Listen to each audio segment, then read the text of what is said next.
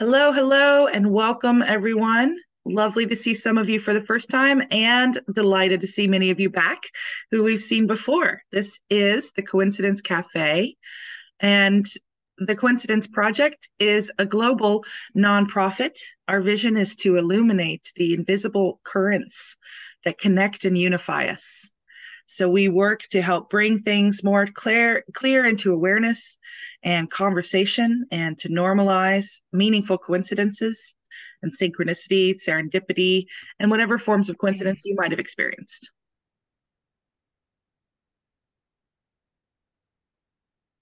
Right. We had some new people join, so I've hit mute again. We are delighted today to be with our speakers, Sue Kientz and Aeon Karris, both of whom are authors who've written in related fields. And I'm just going to, Sue is the author of More Plutos and is an astrologer. She specializes in studying the outer small planets that are the size of Pluto or so, and their influence on things astrologically. She's also a writer and deeply thoughtful person.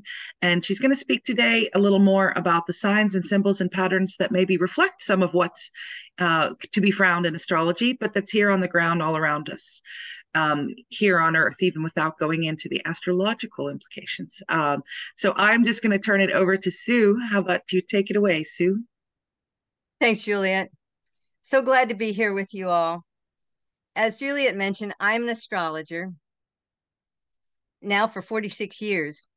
I've been interested in synchronicities or meaningful coincidences because when I was just learning astrology, I had a powerful experience that involved both astrology and a synchronicity at the same time.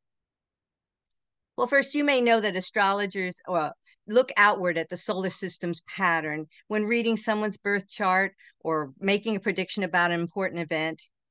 When I went through this life-changing episode in 1981, I began to suspect that you might not need the astrology pattern to answer some questions, especially very personal ones. The pattern with the answer you seek could be right here on Earth in a similar situation to the problem you're trying to solve. So what happened to me in 81 briefly is I was traveling to see my parents to tell them I was going to marry a man whom I didn't think they would really approve of, but nevertheless I felt important to be upfront and tell them in person. While flying home, however, I got stuck on a connecting flight that was delayed, and so now I had two problems. One was, how was my father going to react to this news I'm going to give him? And two, would I miss my connection and not get home as planned? It occurred to me as I was sitting in the plane that if I had chart making materials with me, as there were no astrology phone apps at the time, as there were no cell phones in 1981, but if I had them, I could cast a chart and the answer to both problems would be in the same chart and possibly be the same answer. I'm referring to when you have a pressing question and you ask an astrologer, and he then casts a chart for the time the question is posed to provide the answer.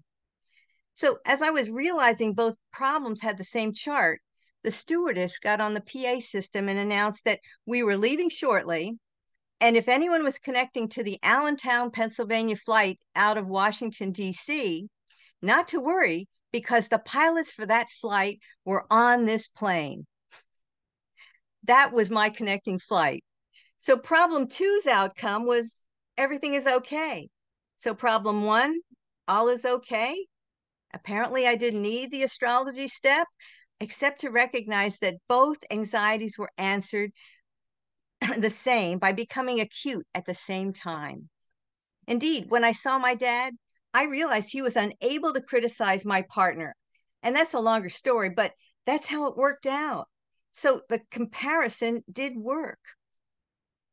From then on, I ran into these instances periodically of having a perplexing situation arise and then noticing a similarity in some drama nearby, either in nature or having to do with some other people I was observing, or through something on TV or a song on the radio. And any number of situations that seemed similar to what I was going through would give me information. What was important was both were happening at the same time, but the second, seemingly coincidental situation would end sooner and provide the answer to my larger, more personal problem. The second instance was like a sign as to how the first problem would resolve.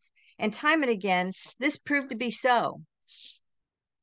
This made me feel as if the pattern in the solar system that gave astrologers their answers was potentially everywhere. We could look up and out like the astrologers, or we could be more attentive and notice patterns that gave signals or answers just about anywhere. We just had to pay attention. That seemed to be the basic requirement, taking some seemingly coincidental, similar pattern or message that catches our attention as worthy of serious consideration. Here's another example that happened about 15 years after the plane synchronicity. My current boyfriend and I were looking for a house to buy together.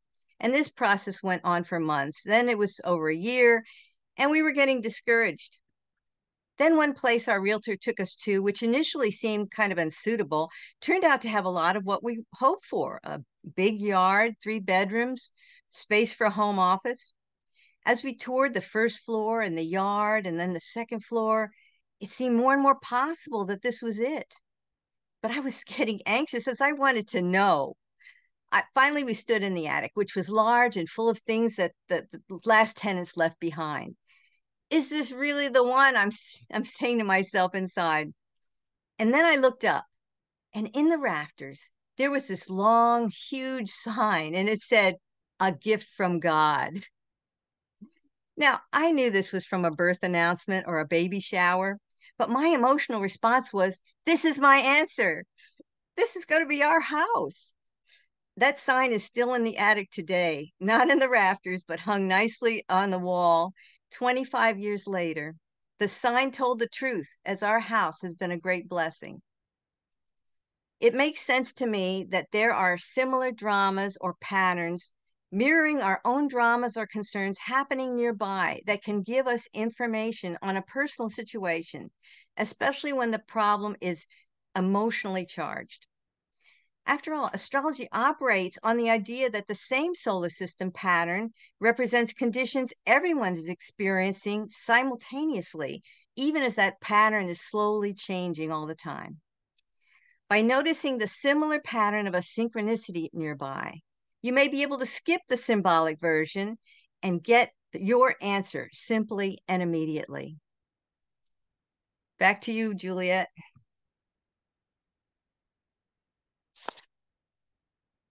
You're muted, Juliet.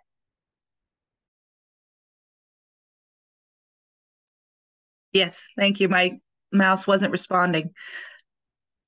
Yeah, thank you so much. So we thought it would be fun to now throw this back to the group.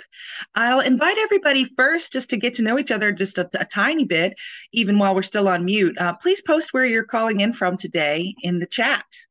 Where are you in the world? It's always fun to see how distributed we all are.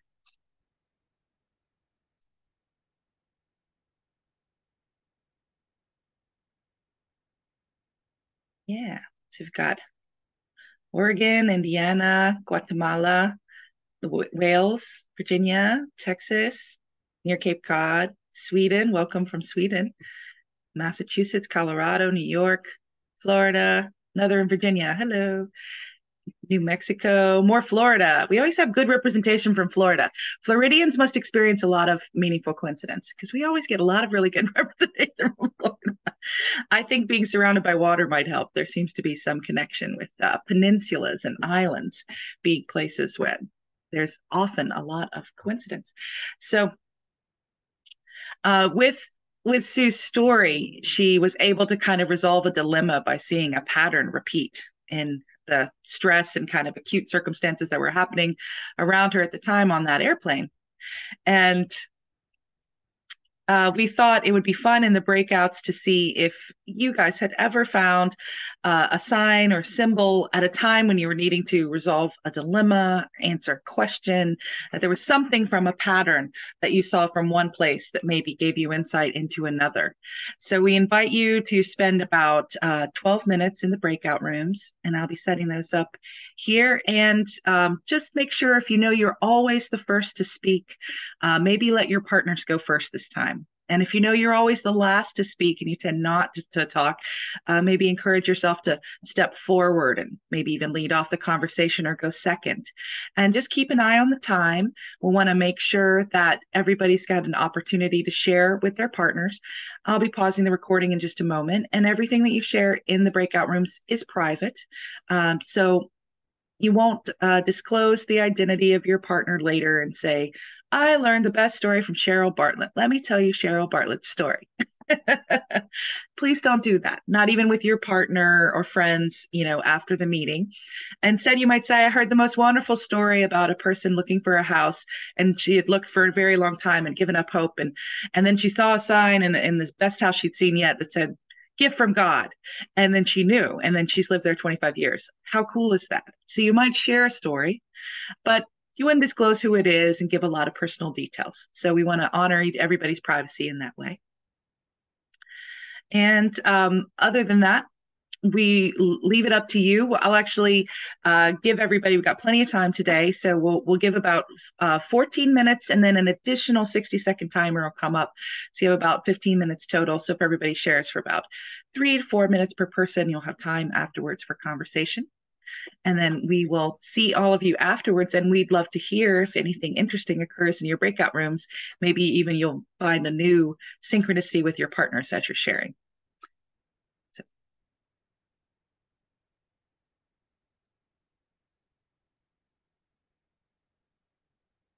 Yeah, so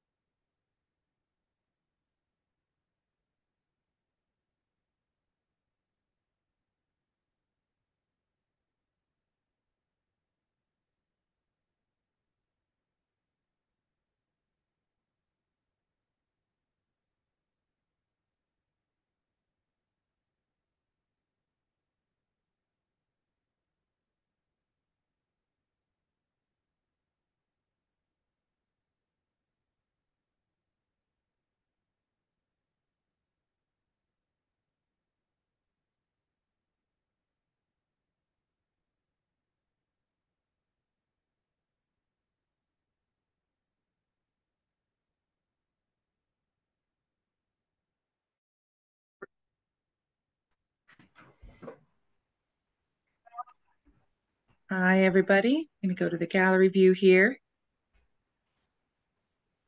So I hope you were able to get a moment to speak with one or two others from our gathering.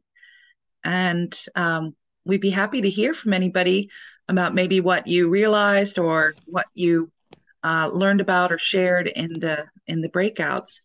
If you see. If you know how to raise your hand, you can do that, or you can try to wave at the camera. And if I can see you, then I can call on you. Yeah, we got Brooke. Brooke first. Oh, and Brian. So let's do Brooke and then Brian. Hi. I shared my story in the group, which was a decision that also connected to buying a place to live. So that connecting to Sue's story a little bit, and also connected to our exercise from last time. So I'll share it really briefly, and then we had some discussion about it. We were all kind of on the same page about sort of synchronicities being like information and not always a green light. Like maybe in Sue's story, there was more of a green light there. But for me, for those who weren't here last month, Jenna did a Jenna Synchronicity Fairy, did a little exercise where we imagined, or we waited for an image to come to us, and then we thought about it and what color it was and what size it was for a few minutes. And then we left that exercise sort of like, hey, keep an eye out for that object in your world in the next days, weeks, etc., to see if you get a synchronicity. So I had grapes come to me, or no, I didn't have anything come to me during that exercise because I don't really like see images. And I was sort of like stressed out, like, why am I not getting anything? And so I just made something up, like thought of something. I thought of grapes. And these grapes, I visualized them, but they didn't like come to me. So anyway, like a few days later, I was looking at a condo to buy and really getting mixed messages about it. And I sat down outside of it, and I was at a picnic table, and I was looking across the water, and I saw these little islands, and I said, huh, I wonder what the name of that island is, like right across the way. I have no idea what it is. So I go up, pull up Google Maps, and it's literally called Grape Island. And I'm like, that is just a ridiculous name for an island. Like, who names an island Grape Island? That's not a thing. So it would seem like I should live there and that this was like a sign. But at the same time, I had so much other information coming at me, like logistical information about the building being like problematic, et cetera, and other like sort of synchronicity saying like, no, don't live here. And so I ended up not living there. And so that's what we sort of talked about in the group, just like, hey, that wasn't a green light. Like, even though it seems like it was, it's not always a green light. It's an inflection point. And, I had other things to think about and learn from that experience.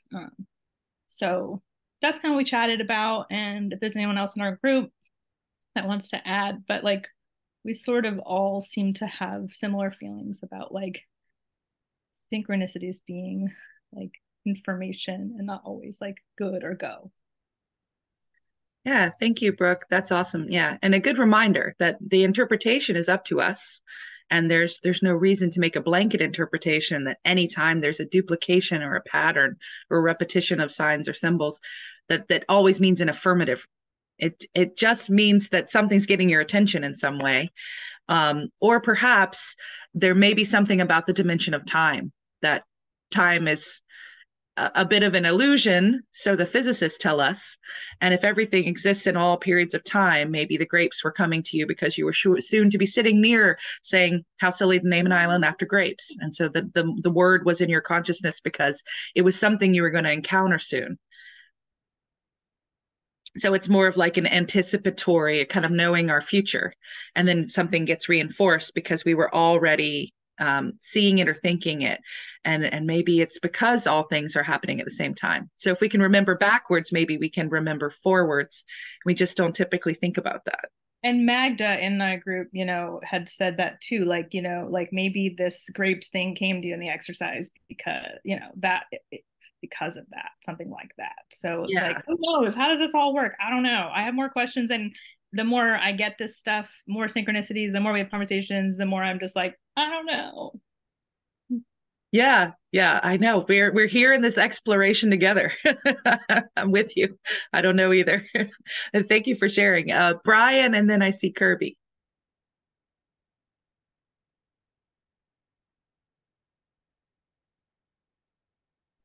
There we go. We were talking about my synchronicity and how I came to Charlottesville originally. A lot of synchronicities around that. And Kirby was talking about wanting to control synchronicity on a conscious level.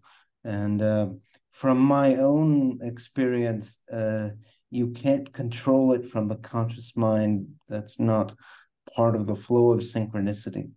You have to go with the flow. There are ways to manage it. But I know from a lot of experience, all the mistakes that one can make. Sometimes also part of what can appear as synchronicities, different kinds of energy that one is simply pulling towards oneself, that one there's a match for that energy. If you're thinking about flamingos and flamingos start to appear in your life, yes, it's a synchronicity, but you're pulling that energy toward yourself. It isn't necessarily a sign from the universe. That can happen too. Anyway, just a random thought. And it was lovely to talk with Jenna and Kirby. Thank you, Brian. And Kirby's got his hand up too, so we'll toss it to you, Kirby. Yeah, like I just have a question. For the past 2 months, I've been having synchronicity daily. I never had it before like that before. I mean, I will have it in in clusters, and it stops and then it comes back. But ever since you guys had the talk like about the how you call when like I think it was Manifesting, I think they were talking about. right, Yep, right. Ever since that manifesting. day, right, I've been having it daily. And it's kind of weird because what I was telling Brian is that it's happening around my conscious mind. And I have a question. Is there a next, I mean, to the whole group, is there a next level that emerges with the conscious mind? Because I'm having it daily. Like it's crazy. I mean, it just happened. I mean, I never had that before. I mean, daily, daily. So now, like, I wonder, is there a next level where it merges with the conscious mind? Thank you. I think that actually, Annie, if you don't mind, make sure you save your comment for our next debrief round. I think that's a perfect segue to our second host, Aeon Karris, because this is kind of her life's work, and she really looks at that exact question of you start to have lots of them, so now what? So I think it's something that maybe I'll toss it to Aeon to maybe begin your sort of introduction and take it from there, because I think it's such an important question. Thank you, Kirby. Mm-hmm. Hi, friends. Thanks, Juliet. Yes, Kirby, I love it. I love it.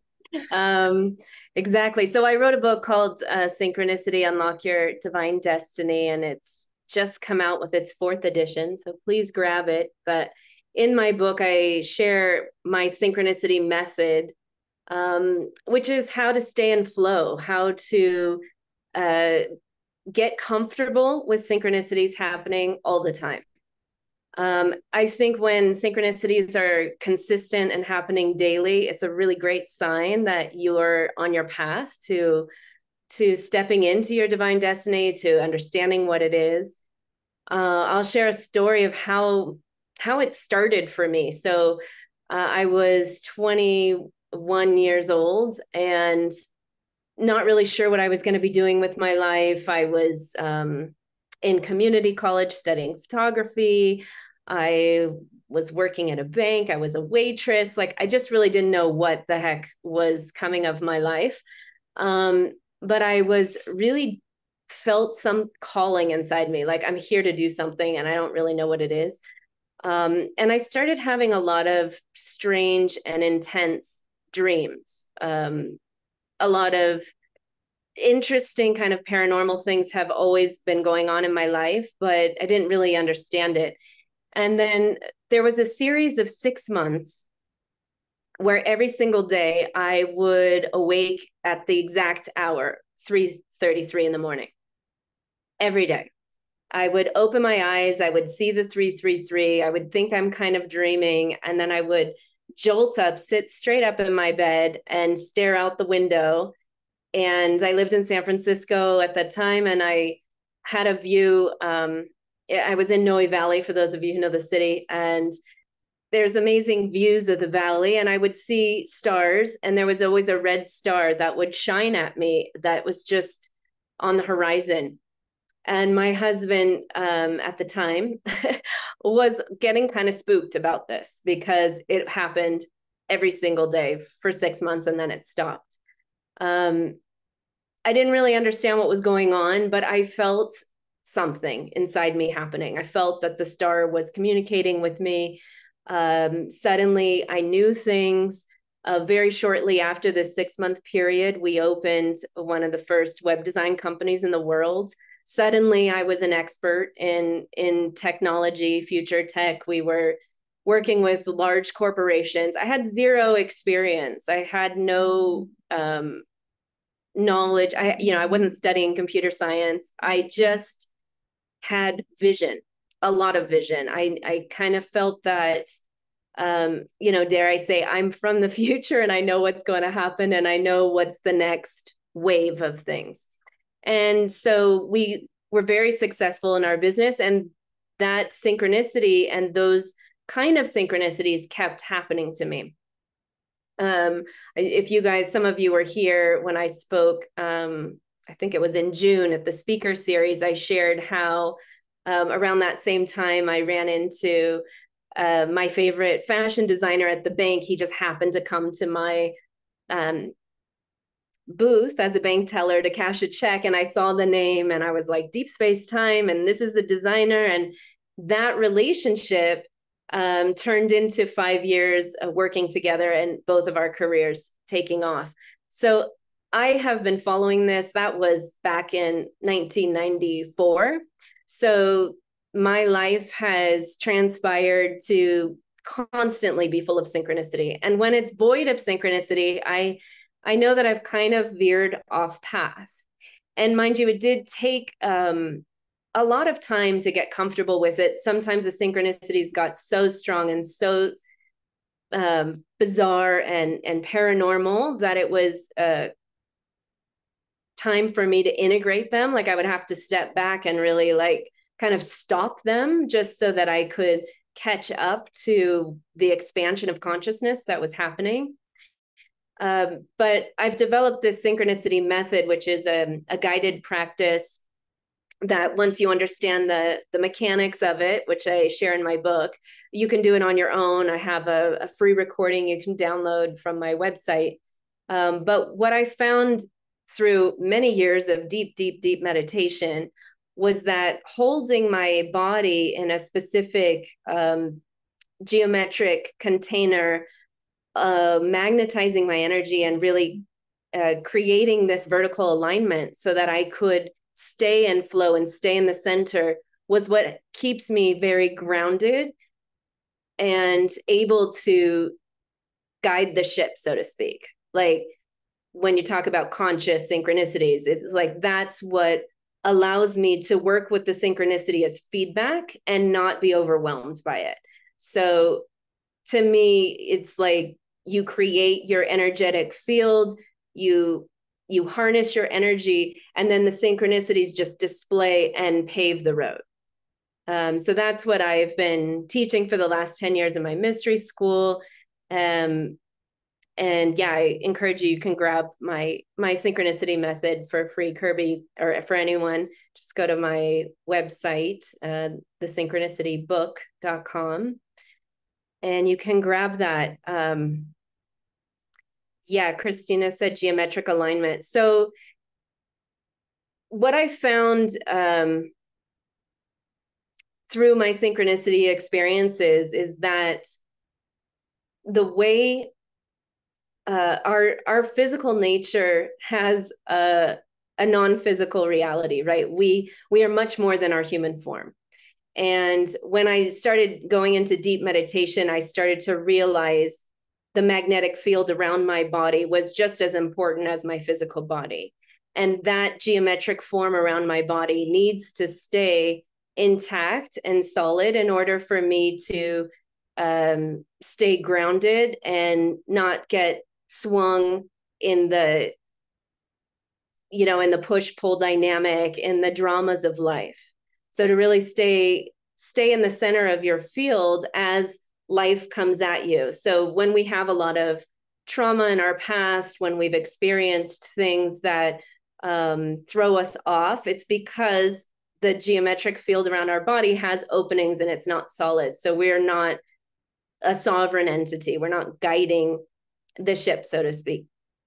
So I've developed this process and been sharing it with thousands of people and watching them have extraordinary results just from rearranging their own energetic geometry. I know I'm sharing a lot very quickly because Kirby, your question really allowed me to go there. But yes, total alchemy. I'm sure some of you have questions. I don't know if we should ask questions now or just go into the breakout. Juliet, do you have a... We have time if anybody has a question to kind of deepen the dialogue. We're doing great on time today, so we have a few minutes before we might go into a dialogue for people to discuss this in smaller groups. Yeah. Does anyone want to ask a specific question about what I just shared? Yeah. How about Peter and then Brian? I can't see everyone. Let me put it back together. Go ahead, Peter, if you want to unmute. Hi, thank you. Yeah. I have a business which is about taking people to their core and using the power of passion to come to creative essence.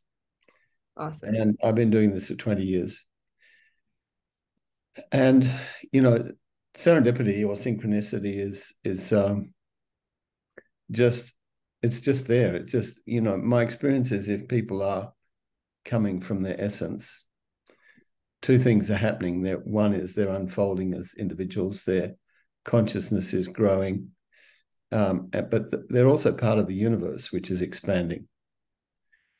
And when they're resonant with themselves or their essence, and they're also resonant with the universe, and there's no difference between them.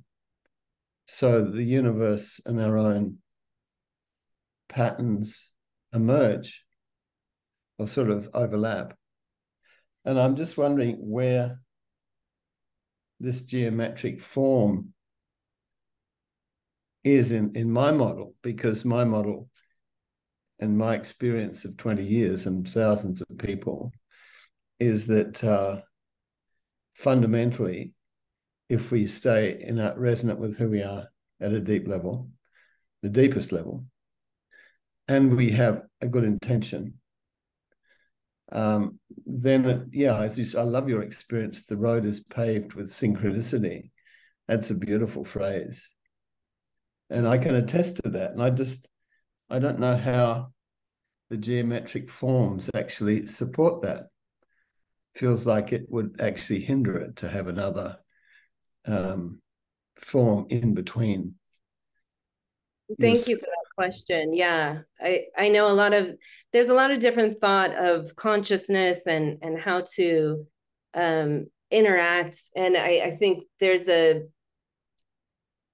saying like, you know, we should, you know, oneness, like get into the oneness field. And it can sound that I'm contradictory to that. And this topic is really deep and long, and takes, you know, most people I train for months at a time to understand it. So I'm trying to simplify.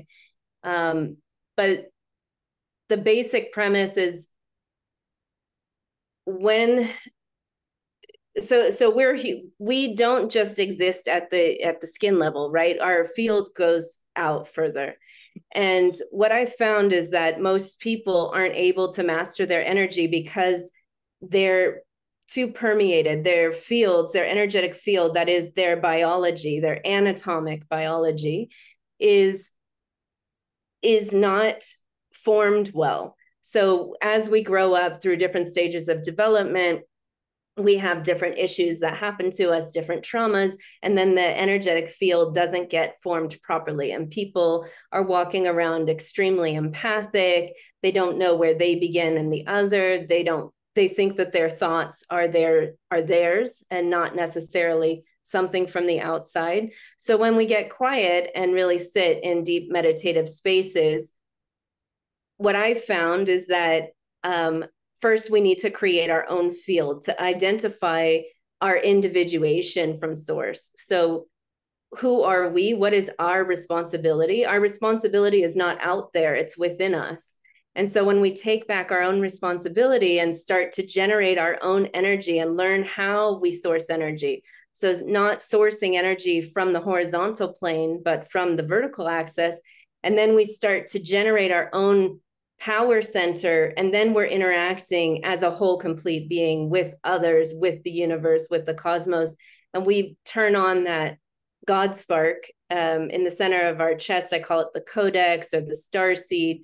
When that gets activated and we start becoming the light of our soul, and our soul gets anchored in our body, then we start to see the world through a totally different lens. And then we're interacting consciously as a co-creator with creation. And from there, we can enter into the oneness and see our interconnectedness.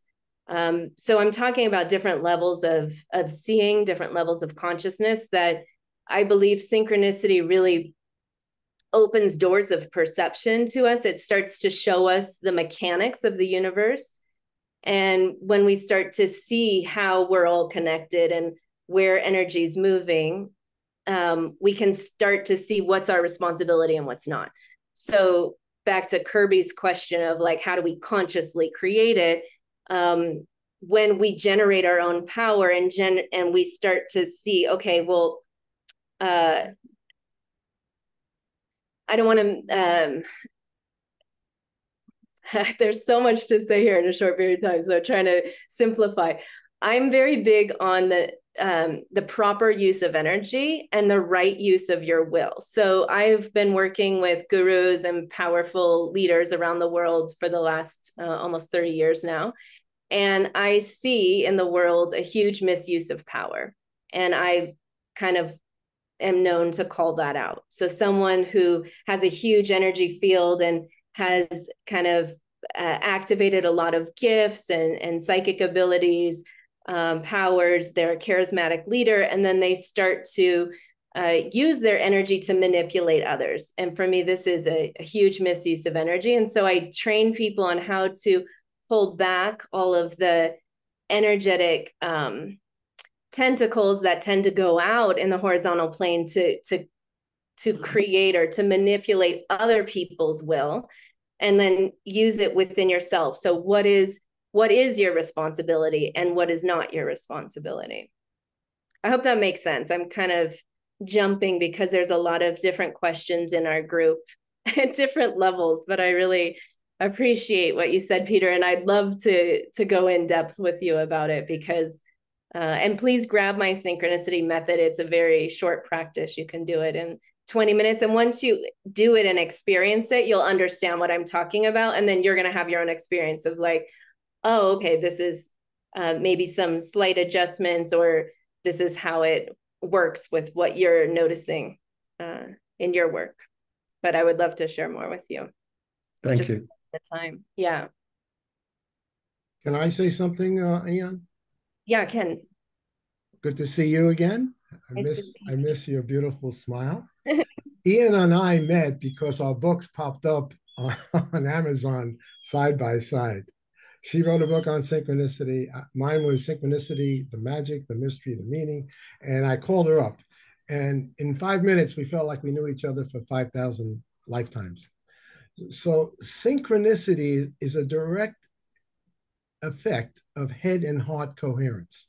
When your head and your heart are in coherence, alignment, when your thoughts and your feelings are in congruency, you're going to send out a major Wi-Fi signal into the field. And the people, places, and circumstances will find you. You don't have to go looking for them. Trust me on this. You just need to be in alignment with your own authentic head and heart coherence. So thoughts are electrical, the heart is emotional. You create an electromagnetic arc between the thought and the feeling, and watch out, because the universe, the one song, will send everybody to you. It means the universe, there's one tone, and the tone is love, folks. When you can be in love with the true self, you're going to attract more of it. So if you want to have more synchronicity, start loving yourself, not in a narcissistic way, but the true self, the being that we already are. And so we find each other. This group here today found each other. Everybody came on a different spoke, but here we are as a tribe. And so just get ready. More and more synchronicities coming. We're accelerating. We're in that level of consciousness now where there's a call to remembrance. There's one mind, one heart, one soul, and we're all part of it. Thank you, Ken. So true. I see two people with their hands up, Brian and then Shanice. And then And we'll then go to after that, yeah, we'll do breakouts after those two. yeah. Go ahead, Brian. And lovely to see you again. For those of, or Ian, I should say, I always get that wrong. For those of us who haven't read your book, what is the fundamental principle, most important principle would you say to establishing your sovereignty and trying to maintain your geometric form? It's sourcing your energy from the central sun and the earth, and then really closing off your energetic field. So you're not you're not sourcing your energy from someone else or from something in the horizontal plane. So really staying in what I call vertical alignment, and then activating the heart, the light in the heart, and really living through that light. When you live through that light and see through that light and experience, it's a muscle. We all have it. It's part of our anatomy. But when we realign the way that we're functioning and where our consciousness sits, from that point, we're able to experience the world in a different way. And that's when we take our power back. That's when we are a sovereign being, and we're just filling up into our own geometry. We're not extending out and trying to manipulate other people's geometry. I hope that makes sense. But you can get diagrams and stuff in my book. So please do at least download the video and do the practice, because it's an experience. It's an experiential exercise. Like, you can't cognize it. You have to get it with your mind, but then get it with your body, and then be it and feel it. And that's when the extraordinary synchronicities and flow and everything starts realigning for you. Okay. Thank you. Brian. Yeah. And Shanice. Yeah, and then Kirby, maybe hold your question till we come back from the breakouts. If you'll just note what you have, and we'll come back to it. But let's get Shanice in. She's had her hand up. Hi, everybody. I don't know how much this question pertains to this subject, but I came in here from the book, the most recent book, The Tao of Luck, and they mentioned this group, and I just wanted to know what's the percentage, or how does luck play a part, or is luck the same thing as synchronicity when it comes to that? Like, that's what fascinated me about the book. And then when I found out about y'all, I was like, oh my God, let me jump in here and see. But where's the crossroads with the whole synchronicity and luck thing and coincidence, if that makes sense? Yeah, I'm not sure I'm the best person to answer that. I've not read the book. Who's the author? Oh my God, I forgot the name. Oh my God, he was just on Coast to Coast. Oh my goodness. The Tao of Luck. I'll check it out. But the Tao. It just came out. The dude that he wrote one called Lucky You.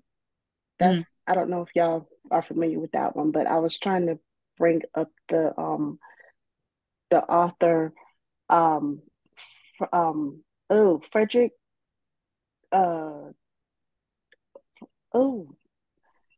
Well, that's okay. You can put it in the chat later, okay. Shanice. Maybe look it up when we go to the breakouts. No problem. Go ahead. I would say, actually, your question is probably a very good inspiration for us to do a cafe on luck and chance and synchronicity. So if there are people that are here listening today that might like to help co-host, I'm sort of the standing moderator of our coincidence cafes. We have 2 new co-hosts each time, and we explore all different topics because there's just so much here. It's so rich. And there are different folks that have thought a lot about what that connection is between luck and synchronicity. I would say that serendipity as a term often gets linked with notions very similar to how we use luck. And, it's all about different ways we want to play with language and these concepts. But let's maybe save that lovely question. And I have written it down, Shanice, and just come back. Let's spend a whole 90 minutes exploring that one, because I think it's a little bit off where we are today, but it's lovely and just gives us room for thought. Oh, no. It's great. I mean, that's what we want the cafe to do. We want the cafe to help create this momentum of like, well, what else should we be talking about, guys? Because we want to have this global community of folks asking these questions and having these experiences. And all of you that are here have a lot of wisdom through how you've lived and what you've observed. And, we like to have new hosts all the time. So, if you're interested in being one of the co-hosts, please you can shoot me a message in the chat, and we'll keep it going. But I think we should go to the breakouts. Aeon, what do you prefer for everybody's topic as we go to breakouts here? Yeah, well, I was thinking that we could all share. I know many of you have been guided by synchronicity, and that's why you're here, right? So in the breakouts, if there's a number sequence or a symbol or a pattern that keeps appearing in your life, share that with your partners and just talk about it. See if you can make sense of it, if it means something to you. Yeah, let that open the conversation, and then we'll see you back on the other side, and we can share what else arose in that. Mm-hmm. Great. All right. So I'm gonna post a sort of a paraphrase of that in the chat. So the second breakout, you might have something else that comes up, but what we're proposing is what number sequences or symbols have kept repeating in your life. What do you think they might mean for you? What do they mean to you already, or what do you think is coming through right now?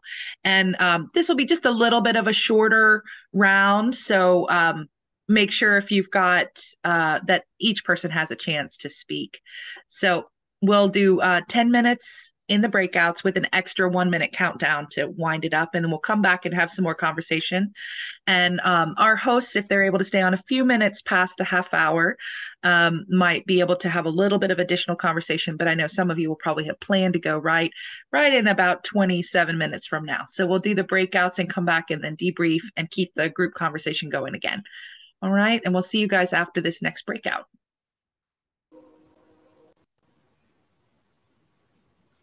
Hello and welcome back. I think I might ask Sue and then Aeon to share first about how their groups went and what they're thinking now with the course of our day, and then we'll open it up to others who might want to raise their hands.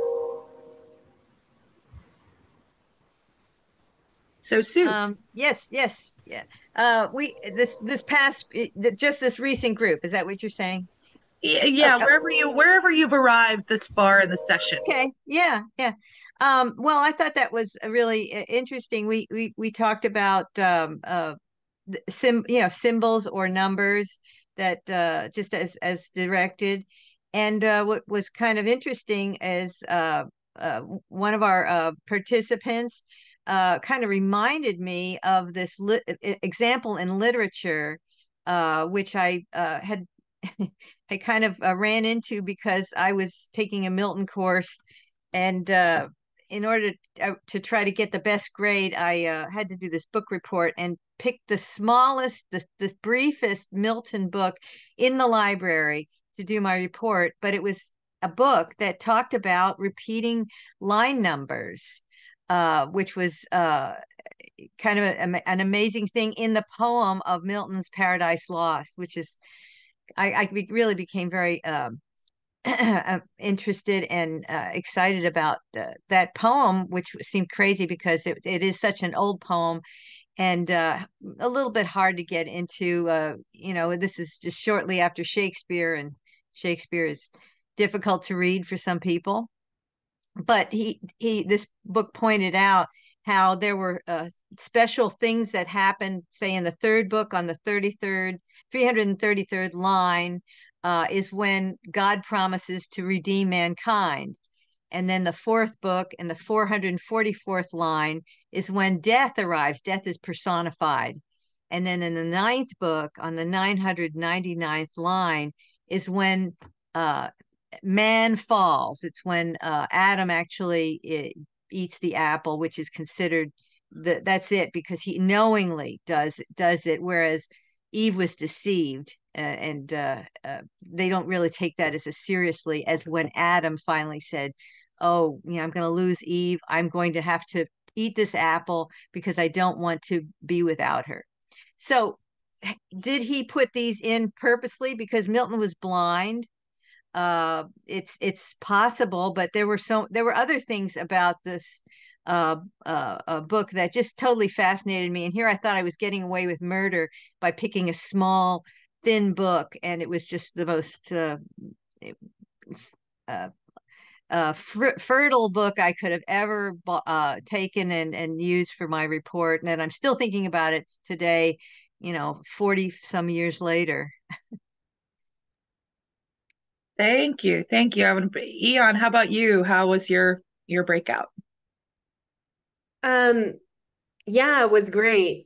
I'm aware of how much synchronistic encounters are really guiding us somewhere, and how just hearing the others share about, near-death experiences, coming back from life, and realizing that we're brought here for a reason, and it's really imperative to find out what that is. I feel that we're living at such a incredible time in history. There's so much going on that we need to contribute. We need to step forward. And in my experience, synchronicity is what has pushed me forward, and it's really directed my career in so many wild ways. And I guess what I want to leave people with is just please find out where all these patterns and signs are directing you, because I believe that each one of us carries a puzzle piece to the grand scheme of things, and we need to bring that piece forward. And when synchronicity is expanding and happening more and more frequently, there's a reason to that. And so to not get overwhelmed with like, what does it mean? What does it mean? But more go within, anchor yourself, and really sit with the deeper questions and commune with your soul, and let your soul be guided towards that nudge. Because I do think it's a bit scary, it's a bit overwhelming, and it's really important we stay grounded as we step through this threshold we're all on right now. I mean, collectively, we are on a threshold of the next evolution of mankind. Like, the world is changing really, really rapidly, and we're here to participate and to guide and to move forward. So how are you guys going to do that, right? Like, we need to find that answer. And I think synchronicity and symbols and patterns, they're so sacred to us. It's really hard to speak about them. It's hard for me to share my deepest and most profound synchronicities, because it's like my holy script, right? It's like, that's how God speaks to me.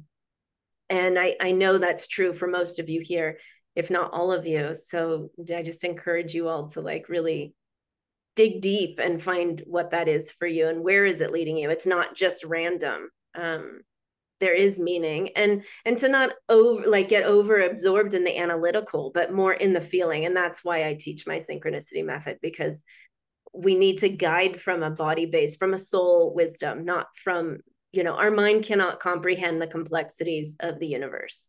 It's going to fall short, right? But our body and our soul and our light will, it has knowledge, it has information and knowing that our mind is the last to get. So I just encourage you all to be in it, be in your light and your soul and that guidance as the synchronicities unfold, and let it unfurl. It's important right now. Thank you.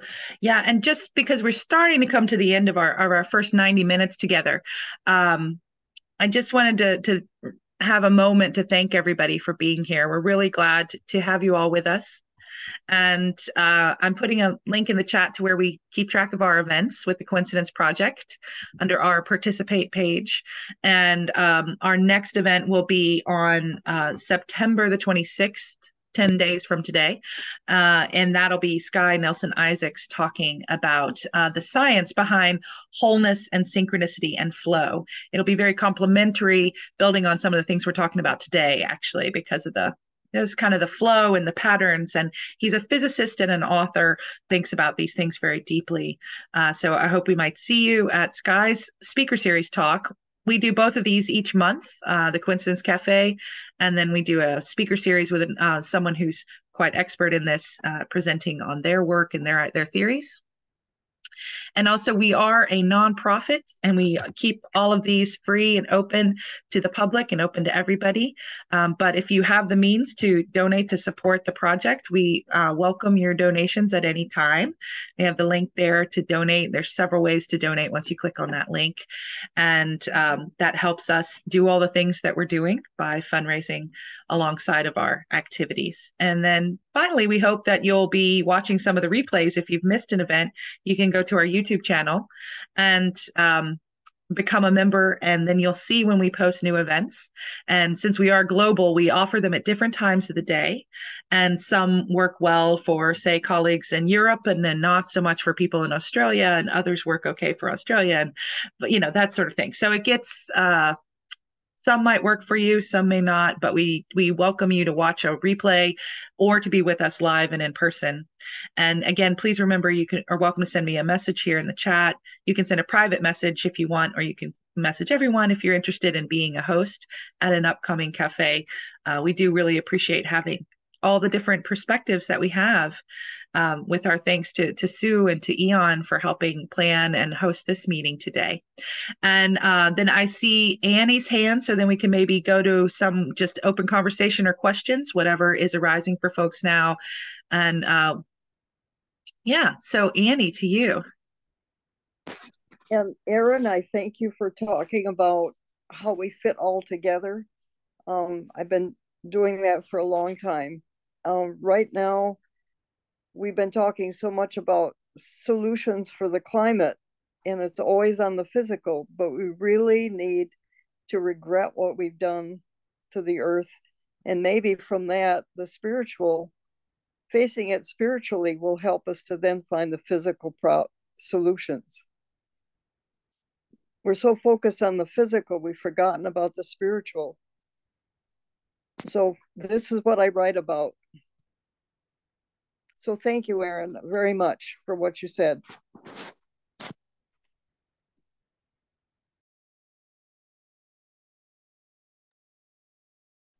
Great. And I see Brian's hand up again. Brian?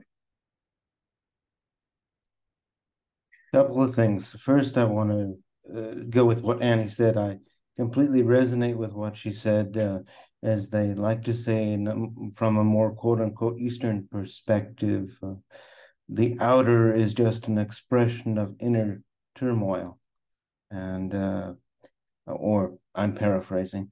So yes, we have so much that we need to work on within ourselves to heal our world, or to heal the world in which we live. Second thing, I never got an email about the last discussion. It wasn't shared with me, and I don't know if anyone else had that problem, but I'm hoping that I can get, and that maybe we can all get a copy of this in our email next time. Yeah, so we've shifted now that we're a global public entity, and just go to the website, then you'll get a pop-up asking you to join the regular email list, and all the events are publicized in the group email rather than lots of specific emails to people that have signed up for one event or another. So just make sure you're on the Coincidence Project main email list, and then you'll get notice of each event to come. And all of the replays go on the YouTube channel. So I posted that link so you can click on YouTube. And we also post them on the website. So under that participate page, that link will get you to the videos from the past sessions. You just go to the website and click on any event that you want to watch. Or you can just go to our YouTube channel. They're all there in a row. And you can pick any event and any speakers that you're interested in seeing. So I'll post the website again in the chat. It's up above in the chat, but I'll post it again.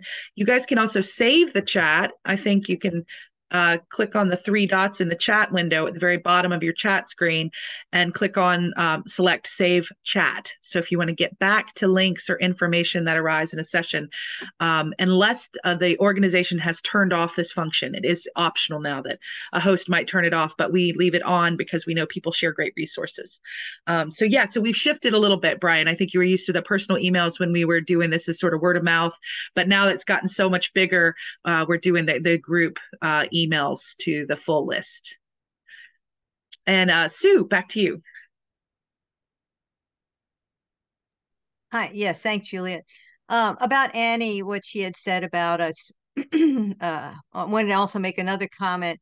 I've felt very deeply about what the transition we're having, and I've been trying to work on a general audience book myself that will talk about the changes that I see when I look at these new dwarf planets that, as I have explained in my previous book, in my More Plutos book.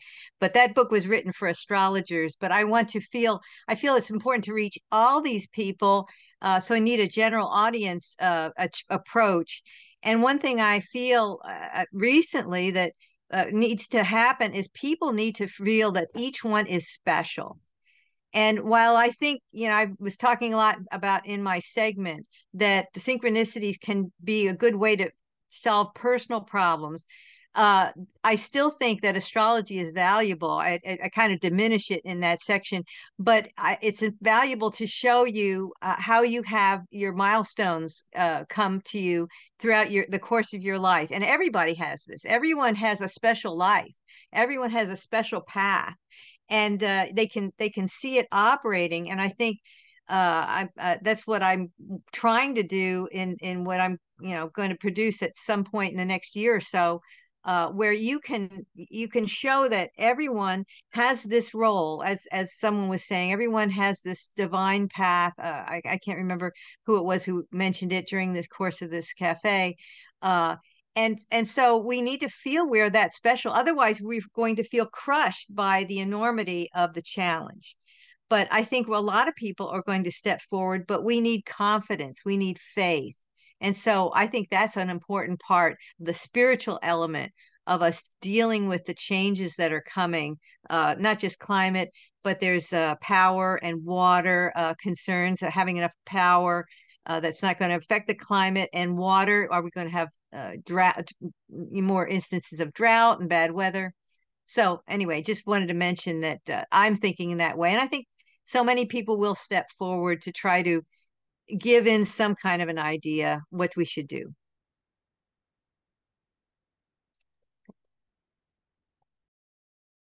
Yeah, thank you. Anyone else that might like to share, that maybe who hasn't had a chance to ask a question or make a comment, or anything that's lingering on your mind here? Just getting to the end of our time.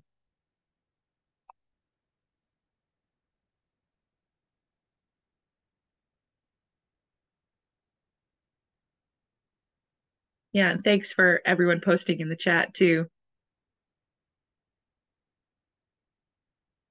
I don't know, this whole idea about being connected and that our essence goes beyond our skin. I just thought of this again, the phenomenon that when you look at someone and then they look back at you, like they feel this gaze, this is on the street between strangers. And I think this has been sort of an underappreciated phenomenon. and it just happened to me yesterday, and where I was in a car driving, and I noticed a guy walking on a sidewalk across the street from where I was.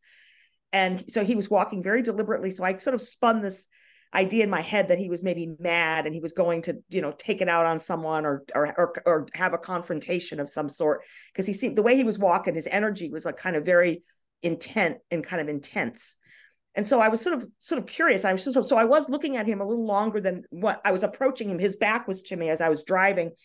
And then he turns and looks at me. And I'm like, there was no reason that he had to look at me, because he, it wasn't like our paths were going to converge or anything. It was just so bizarre that he felt my gaze. He must have, so that phenomenon I find very interesting. And I think it sort of segued from Aeon's talk too, about the geometrics of our being space. Anyway, just wanted to share that. You might want to talk about it at some other point. Yeah, thanks, Mary Kay. Yeah, I've experienced that a lot myself. Annie, I see your hand again. Just one thing on all of us being needful. The rainbow is really one color, and it's infinite hues. So each one of us is one hue that nobody else can match.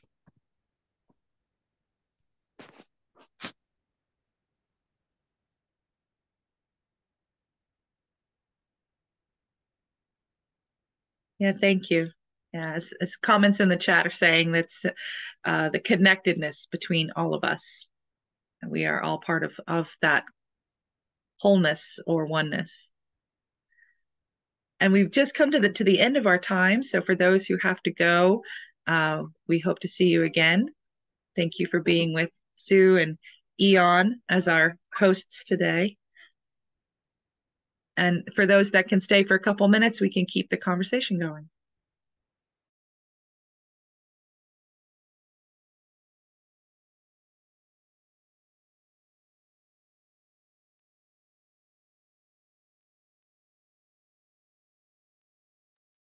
Aeon, I see you off mute. Yeah, well, I just want to say thank you for hosting, and it's lovely to be with you all. And I hope you guys, will practice the synchronicity method and just learn how to organize your geometry. I think I give it away for free, even though I teach it for many years now, and to help people master their energy, because I think it's imperative that we know how to do that. For our own safety, for the healing of the world. So I hope you grab it. It's at the synchronicitybook.com and find it. Is it any of the library? Do you have it in any libraries for those of us like who are income challenged and accessibility and stuff like that? It's free. It's free. Okay, great. Yeah. The Synchronicity book, here, I'll put it in the chat. Is this different from I give it on away your for website, free. or this is the book on your website, or is this different? My book is not free, but in a few weeks I'm launching, so you can easily get a free copy. But the synchronicitybook.com, there's an opt-in. I just put the URL there. There's an opt-in to get the synchronicity method that I share in the book. In the book I explain it. I write about it, but the actual method is an experience. So you can only talk about it so much. You need to do it. So that is for free, and you can practice every day. People have extraordinary results. I've been teaching it for the last 10 years. Thousands of people have done it. They've awakened their senses. They've understood why they're here. They've been able to really energize their system and understand what's theirs, not theirs, especially if you're empathic or you're ungrounded. It's imperative to do this practice. So check it out and let me know how it goes.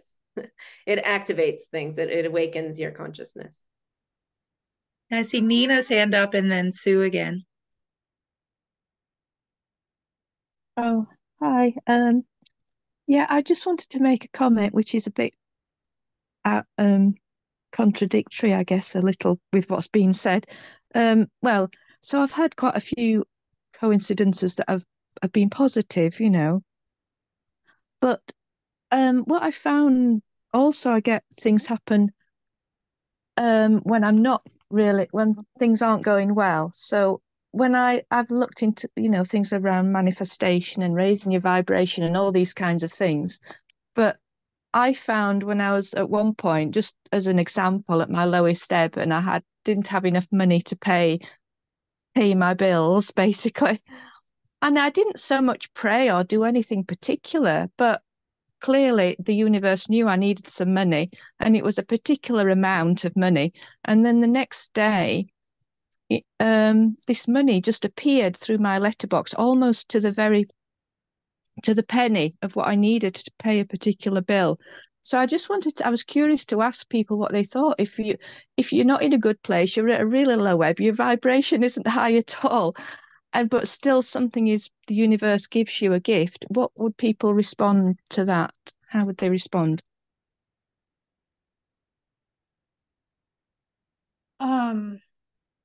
May I speak to that? Go for it, Cheryl. I've spent a lot of time in that space, so I'm very familiar with it. And one of the things I really appreciate about astrology, which I'm sure Sue can relate to, is that there's always a period to that particular difficulty. You go through it, and if you do astrology, you pretty much know when it's going to end or when things will open. So I wait for that time. And I think it's really a synchronicity for you that it happened right away. It's almost like you were asking for a sign, which I do all the time too. Signs are very useful. And if you ask for them, generally you get one.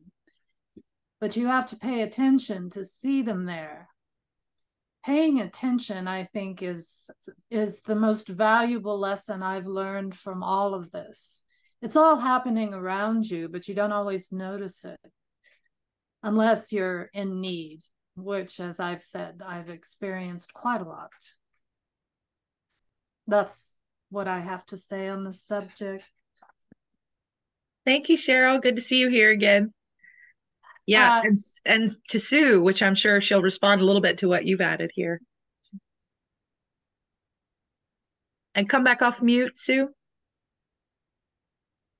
I was lowering my hand. Yeah, she's taking the words like right out of my mouth, as you know, I had been saying earlier. It's so it feelings makes me feel so good.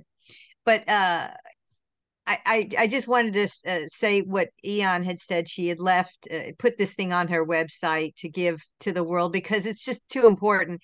And that's exactly what I was doing. I bought my domain name and I created a website. And when my book was about to be published in some excerpt form eventually, I put it the free chapters on my website. 3 of my book chapters are on there, and a lot of articles that I put in various publications once they were out of embargo, because it's just too important for us not to realize that there are things happening that are going to ameliorate a lot of the difficulties that we see coming at us.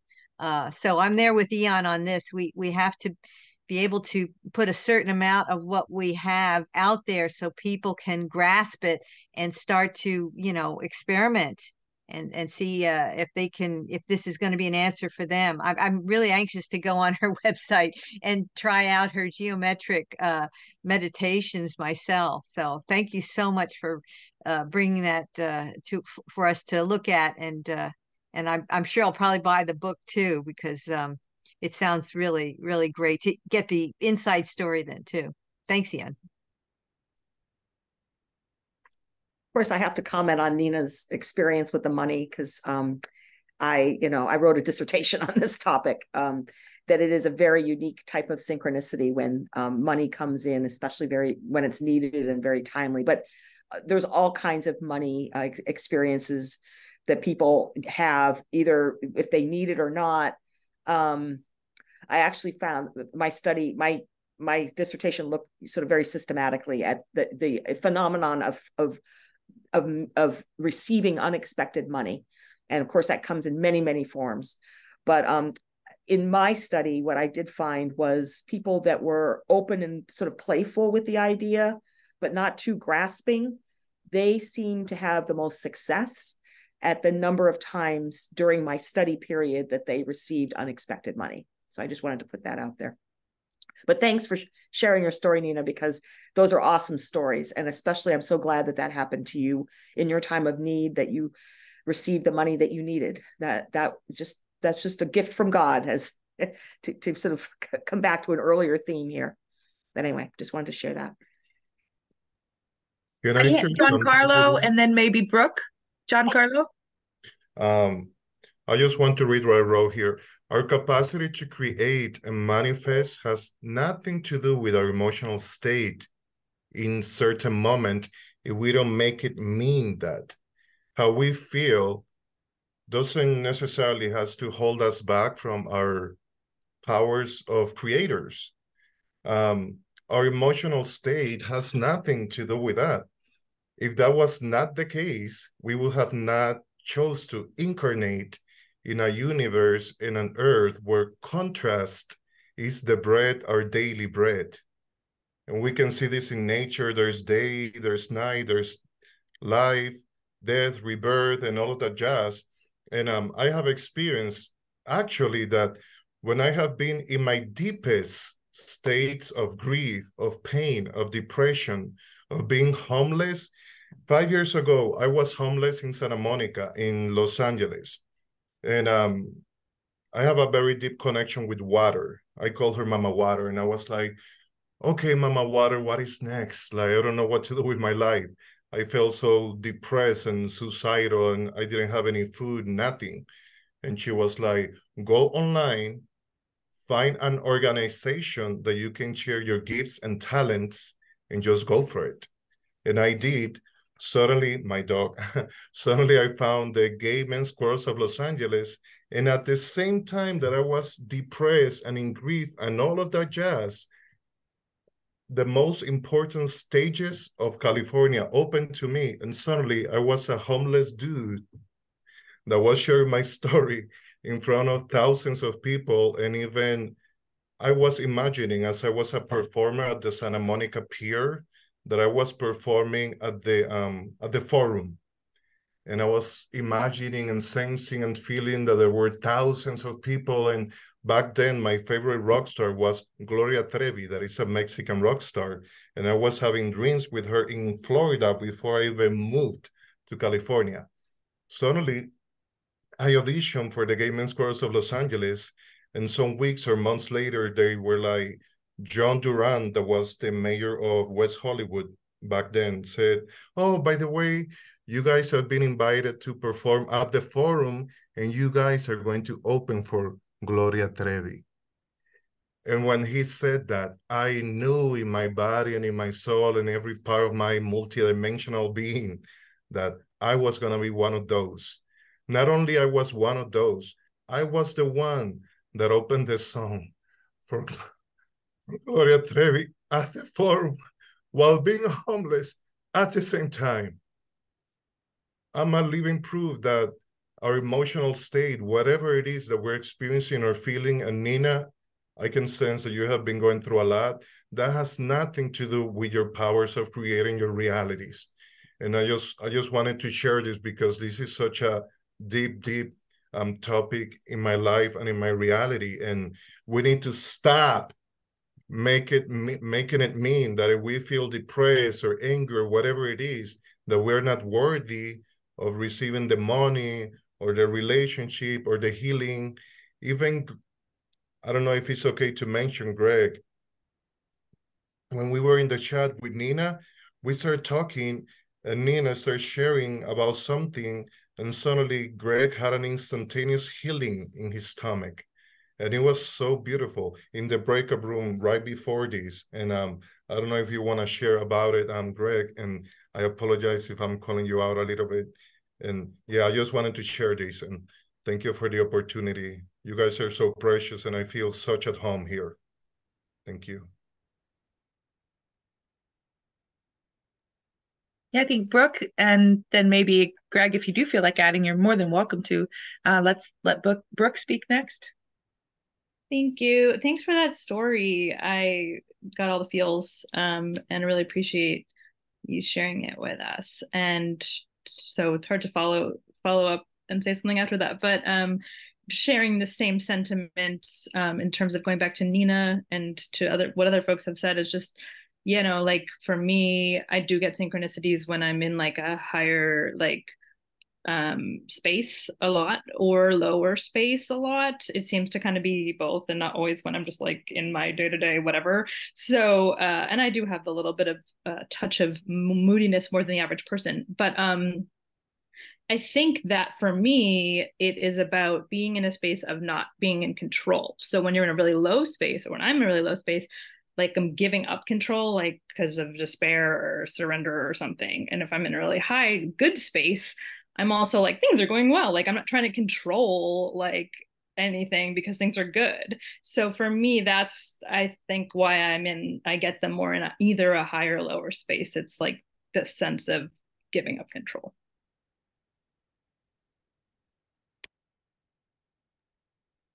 Thank you, Brooke. How about you, Greg? And then Kirby. I love that story about being in the gay men's choir and being homeless at the same time. Thanks for sharing that. Yeah, what happened to me, a group member shared she said of herself, I feel like I'm a fairly anxious person. And right away, I kind of identified with that. And then she said she could feel it in her belly, this churning. And then she said she changed the words to a whirlpool.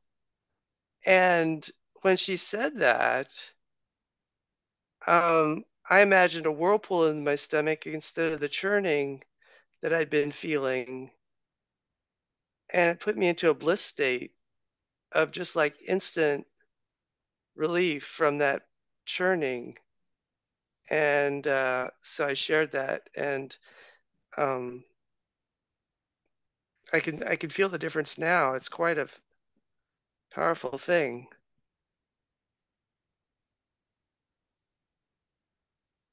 That's my sharing.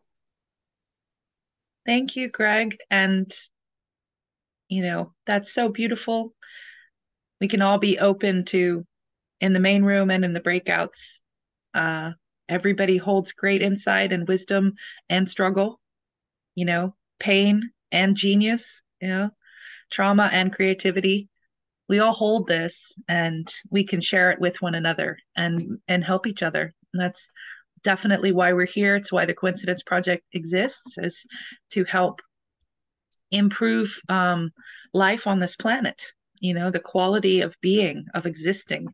And humans, we'll appeal to the humans first because we got a big impact on all the rest of the beings. But we really truly hope that this project can help improve the quality of life for all beings. And certainly one-to-one in a breakout to receive healing from another person who's here is just a beautiful, beautiful manifestation or expression of that.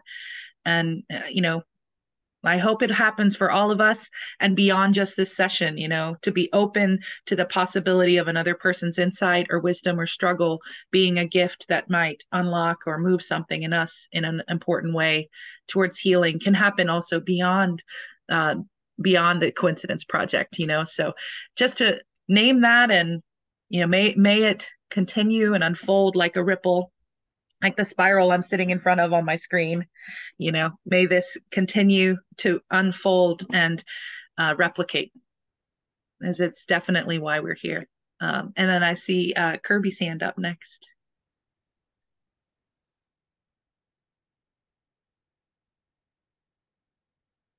Still on mute. Yeah, I have a question.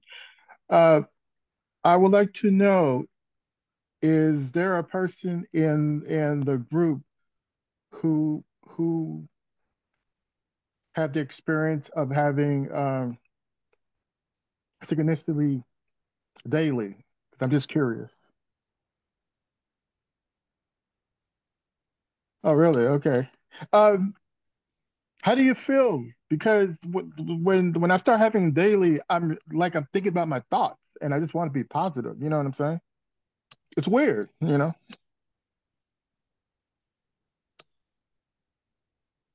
Oh, I can't hear you. Sorry, my mouse is not unmuting me easily today. Okay. Eon, I want to throw it to you because I bet Eon has a fun response to that.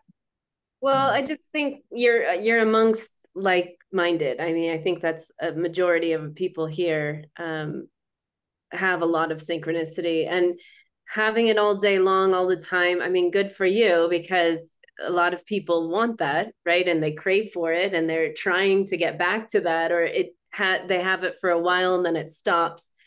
You're being guided, Kirby. So try to get used to it and not let it be weird. And, I would say, I'm giving you advice. You're not asking for it perhaps, but the way we tell ourselves about it, saying it's weird, saying it's strange, all of that is keeping what the actual message is away from us.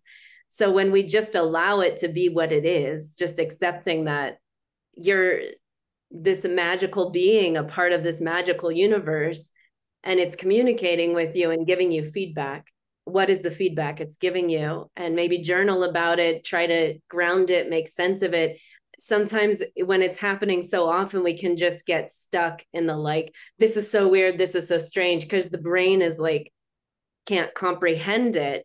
And I loved what you shared, Giancarlo, about like, it doesn't matter if you're happy or sad or feeling good or bad or whatever. Synchronicities are still going to happen if you're communicating with something grander than you, right? Like, to me, it's like, it's showing that you're not alone. It's showing that we're a part of something much bigger than our minds. And if we get more and more comfortable with it, where's it taking us? What does that mean for humanity? What does it mean if we accept that, yes, we are all connected, and wow, if I'm thinking about this or feeling this way, and then the solution arises in magical, mystical ways. That is the beauty of life, I feel. So enjoy the ride. Like, just notice how you're talking to yourself, because it'll get more comfortable and become more fun.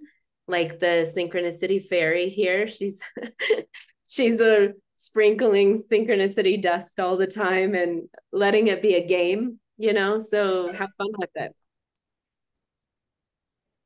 And I just want to say, sorry for all the URL confusion. My websites are being built at the moment, but the one Greg posted is very old. So if you go to knowtheself.com, you should see it.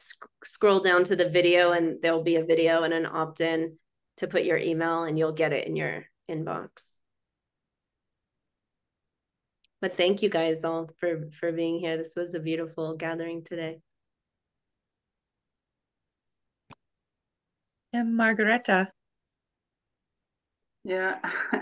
Hi, I'm the one from Sweden, and I would just want to tell you that I'm so grateful that I found you. I feel that you are the family that I'm looking for all my life.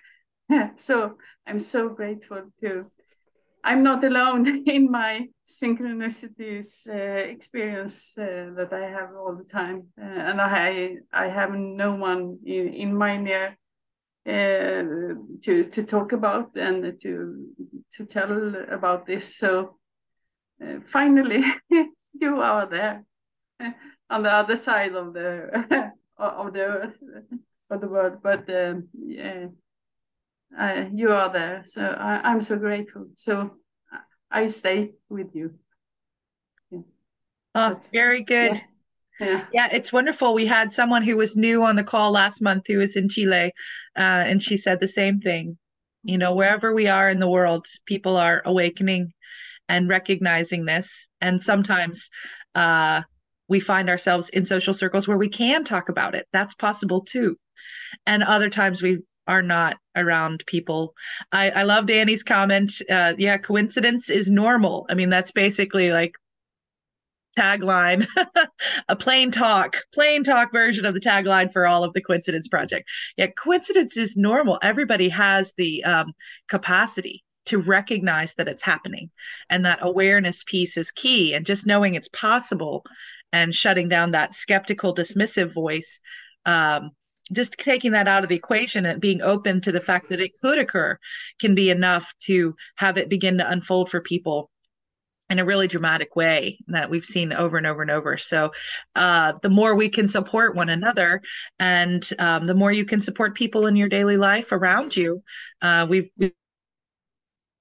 we've definitely seen folks from our group that have started to talk about it more in their work and professional settings and in social settings with different groups of friends, to share a story, to start with an interesting, meaningful coincidence that's happened to you in a social gathering, and then just see what happens. Because sometimes if there's no pressure and you're not like, how about everybody go around and share one, that might shut it down. But sometimes just offering our own experience a little more openly might get someone else to go, I did have something like that happen once, and start to get this a little more normalized. Because we want this aspect of our storytelling, sharing and gifting our story and our truth with one another.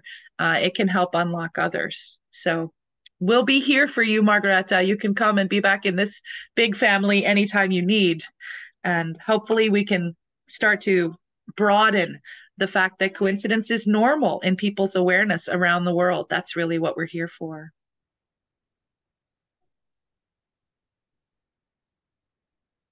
Yeah, we're coming up upon our 2-hour mark, which is usually a good time to wrap up this lovely connecting. And yeah, Giancarlo, I don't know if you might share your email in the chat with me. You can always send it to just me in the chat. Just follow up, since last time you had mentioned maybe you'd like to host at some point in the future, in a coming month. And for others of you too, we would welcome your help and your insight. And thank you again to Aeon and to Sue for being with us as our hosts this month. Thank you. Got it. It's wonderful to be with all of you, and we're really so grateful to be able to do this work and to connect. Thank you, Internet, for letting us all be here this way. The inner webs, the outer webs, the interwebs. We like all of the webs. So thank you. Take care, everyone. All right, thank you very much. Thank you. Goodbye. Bye-bye. See you.